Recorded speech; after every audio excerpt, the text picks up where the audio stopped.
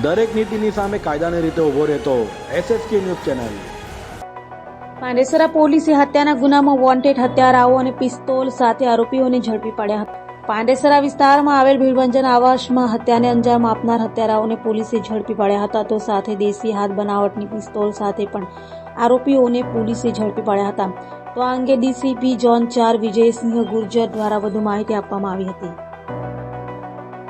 રોજ રાત્રે આશાપુરી નગરમાં એક ઘટના બનેલ છે, જેમાં મરણ જનાર વિશાલને રાકેશ નામના માણસે ગોંધી રાખવાનો પ્રયત્ન કરેલ। મૂળ બબાલ રૂપિયા 10,000ની ઉઘરાણી બાબતનું હતું, જેમાં તેણે સદ્દામ લઈને આવેલો, પરંતુ સદ્દામ તેને મૂકીને જતો રહેલ। ત્યારબાદ રાકેશ અને વિશાલ વચ્ચે પૈસા બાબતે ચકમક જરતા રાકેશે વિશાલને હત્યા કરેલી, જેની હત્યામાં કુમાર અને હરીશ નાઓએ પણ મદદગારી કરેલી। ત્યારબાદ વિશાલના મિત્રો કૃણાલ અને હિતેશ રાણા વચ્ચે પડતા તેઓને પણ ઈજાઓ થયેલી, જે બાબતે ત્રણેય આરોપીઓની ધરપકડ કરવામાં આવેલી છે અને હાલ પાંડેસરા પોલીસ ખાતે રિમાન્ડ પર છે।